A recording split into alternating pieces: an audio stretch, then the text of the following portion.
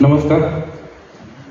आजचे आपले सत्रे मोहतरम मुशारेचे अध्यक्ष विशाल दादा राठोड, तर यांची परवानगी घेऊनच मला एक मत दोन शेअर नाही घ्यायचे, दोन मुद्दे मांडायचे आहेत मला जे महत्त्वाचे आहेत गझलेसाठी.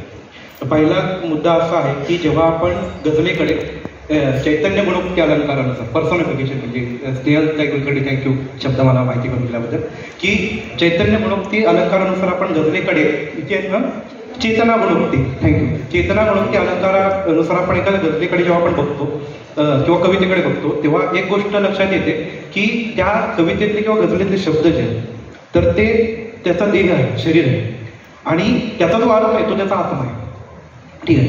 तर त्यामुळे एक गोष्ट लक्षात ठेवली गेली पाहिजे याचा कवीने का की शब्दांचं अवलंबन माजवलं तर ते शब्दांची संख्या वाढत जाते, त्याचे लेयर्स वाढत जातात आणि आत्म्यापर्यंत पोहोचण्याचा रस्ता अजून दुष्कर होतो. त्यामुळे शब्द ते मोजकेच आले पाहिजे जर तुम्हाला आत्मा जास्त गाठायचा असेल तर. दुसरी गोष्ट म्हणजे छोटीशी की आर्ट आणि क्राफ्ट बद्दल नेहमी बोललं जातं.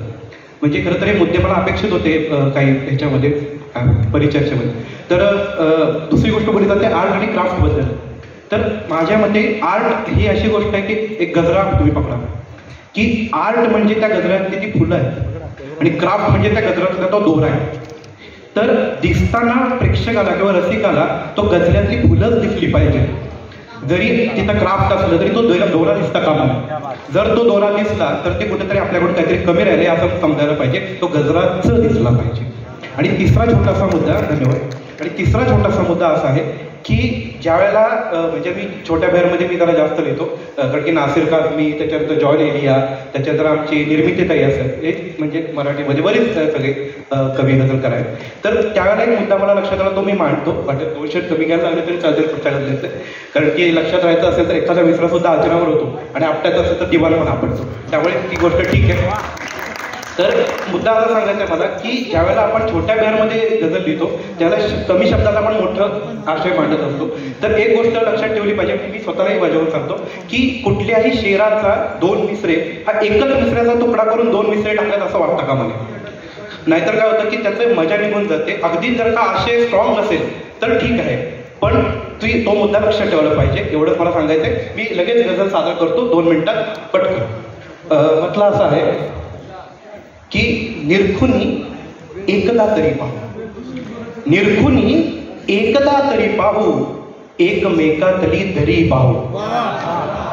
की निरखुनी एकदा तरी पाहू, एकमेकातली दरी पाहू आणि सूर गवसेलही उदासीचा. तर गायक असेल कोणी संगीतकार की सूर गवसेलही उदासीचा, सूर गवसेलही उदासीचा, खिन्न होऊन बासरी पाहू. की सूर गवसेलही उदासीचा, खिन्न होऊन बासरी पाहू. आणि शिक्षक किती तिथे शिक्षक बरेच असतील की मांड दुःखे क्रमाक्रमाने तू, मांड दुःखे क्रमाक्रमाने तू, काय निघते सरासरी पाहू. की मांड दुःखे क्रमाक्रमाने तू, काय निघते सरासरी पाहू. आणि स्पष्ट समजेल आपले नाते. दादा, की स्पष्ट समजेल आपले नाते, गंजलेली बिजागरी पाहू. की स्पष्ट समजेल आपले नाते, गंजलेली बिजागरी पाहू. आणि एवढ्यातच कळस दिसत नाही, एवढ्यातच कळस दिसत नाही, एवढ्यातच कळस दिसत नाही, आज पहिलीच पायरी पाहू. ही एवढ्यातच कळस दिसत नाही, आज पहिलीच पायरी पाहू. आणि हा शेवटचा शेर की तरुणांची व्यथा की जिद्द, जिद्द व्यवसाय मागते आहे, जिद्द व्यवसाय मागते आहे, जिद्द व्यवसाय मागते आहे. भूक म्हणते नोकरी पाहू, भूक म्हणते नोकरी पाहू. धन्यवाद.